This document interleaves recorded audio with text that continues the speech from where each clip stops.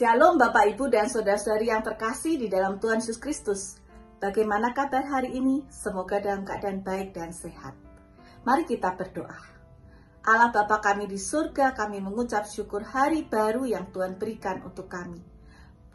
Terima kasih Tuhan, biarlah pada hari ini kami memulai hari ini dengan mendengarkan sebagian renungan singkat. Menjadi bekal di dalam kami memasuki hari ini. Apa yang harus kami lakukan? Terima kasih Tuhan, di dalam nama Tuhan Yesus kami mengucap syukur. Amin. Tema hari ini adalah Pygmalion. Bacaan terambil dari Efesus 4 ayatnya yang ke-29. Janganlah ada perkataan kotor keluar dari mulutmu, tetapi pakailah perkataan yang baik untuk membangun di mana perlu, supaya mereka yang mendengarnya beroleh kasih karunia. Ada sebuah drama, judulnya adalah Pygmalion, karya George Bernard Shaw. Dalam film itu dikisahkan ada seorang profesor yang mau mengubah seorang wanita miskin dan kasar yang bernama Eliza Doolittle menjadi wanita yang bermartabat tinggi. Profesor ini berhasil melakukan hal tersebut dengan cara ia memperlakukan Eliza bagaikan seorang wanita yang terhormat sampai dia benar-benar bertindak sesuai dengan harapannya. Dan seorang yang bernama Goethe juga mengatakan prinsip yang kurang lebih sama dengan itu, yaitu komentarilah seseorang apa adanya, maka Anda menjadikan dia lebih parah lagi.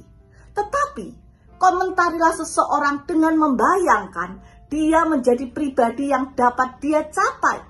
Dengan demikian, Anda telah menolongnya menjadi seseorang yang seharusnya. Bahkan ada sebuah penelitian ilmiah yang dilakukan di dalam ruangan kelas oleh seorang yang bernama Robert Rosenthal, psikolog dari Harvard, dan Leonard Jacobson di sebuah sekolah di San Francisco. Sebagian besar pengaruh guru terhadap murid yang berbakat. Itulah temanya. Guru-guru diperkenalkan dengan murid-murid dari taman kanak-kanak sampai kelas 5 SD dan murid-murid yang berbakat. Tetapi ternyata para muridnya diperkenalkan sebagai murid yang berbakat itu sebenarnya tidak demikian. Karena murid yang berbakat ini diambil secara acak.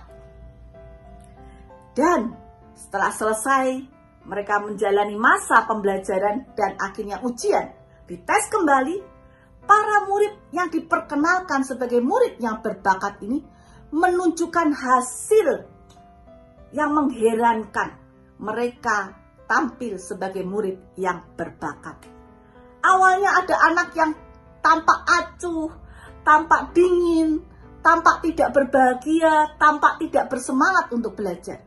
Tetapi ketika ia kemudian diperkenalkan sebagai murid yang berbakat, dia kemudian berubah. Dia menjadi murid yang lebih berbahagia, lebih aktif, lebih ingin punya rasa tahu lebih besar, lebih semangat belajarnya meningkat. Dan perubahan itu terjadi karena adanya perubahan sikap juga dari para guru.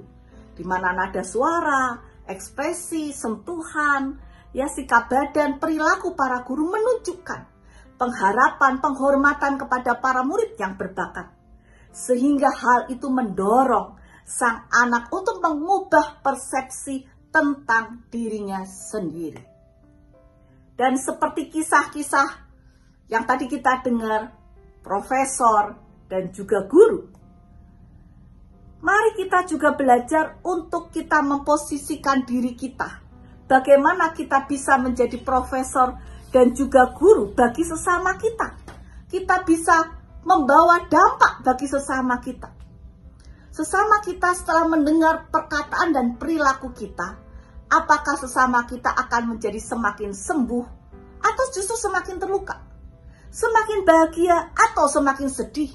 Semakin terbangun atau justru semakin hancur? Mari sekali lagi, seperti firman Tuhan katakan, bagaimana kita diminta untuk membangun sesama kita. Dan itu Tuhan kehendaki di dalam kehidupan kita. Tuhan memberkati kita semua. Amin.